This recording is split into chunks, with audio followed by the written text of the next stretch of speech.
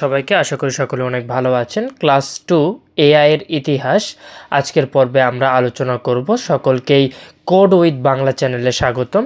আপনাদের এআই কোর্সের দ্বিতীয় পর্ব আজকে ক্লাস 2, যেখানে আমরা আলোচনা করব এআই এর ইতিহাস। প্রথমে যেটি আলোচনা করব এআই শুরু হওয়ার আগের ধারণা, অর্থাৎ এআই মানে কি নতুন কিছু না, মানুষের মাথায় বুদ্ধিমান মেশিন বানানোর ধারণা অনেক পুরনো। পুরাতন গল্পগুলো তুমি এমন অনেক উদাহরণ পাবে, যেমন গ্রিক গল্পে মেকানিক্যাল ম্যান অর্থাৎ যান্ত্রিক মানুষ, বা আরব বিজ্ঞানীদের রোবট ঘড়ি, ভারতের প্রাচীন অটোমেটিক মেশিনের ধারণা। লোকেরা সব সময় চাইতে যেন মেশিন মানুষের মতো করে চিন্তা করতে পারে, মানুষের মতো করে কাজ করতে পারে, কিন্তু টেকনোলজি ছিল না, তাই মানুষের চিন্তাতেই তা সীমাবদ্ধ ছিল। এবার দেখি এআই এর শব্দ জন্ম 1950 থেকে 1956 সাল।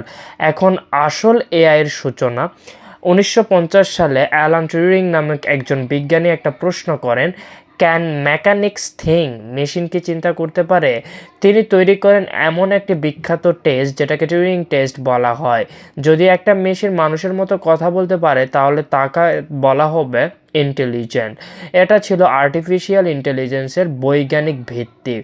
এরপর 1956 সালে আমেরিকার ডার্টমাউথ কনফারেন্সে এই জন ম্যাককার্থি প্রথম ব্যবহার করেন আর্টিফিশিয়াল ইন্টেলিজেন্স, এবং তাকেই এআই এর জনক বলা হয়।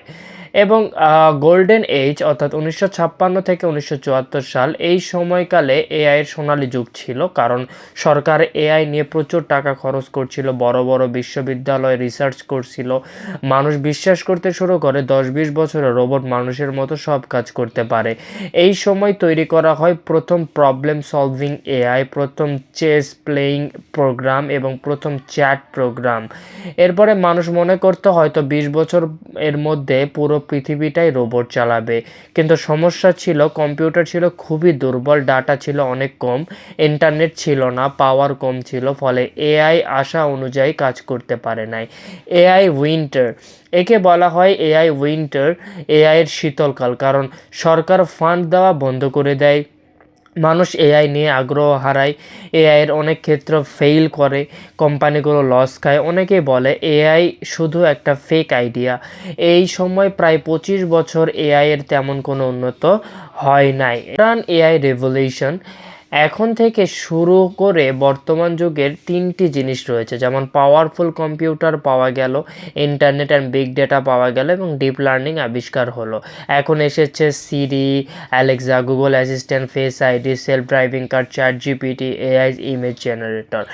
এখন এআই ব্যবহার করা হয় মোবাইলে, ফেসবুকে, ইউটিউবে, মেডিকেল সেক্টরে, ব্যাংকিং এবং শিক্ষা ব্যবস্থায়।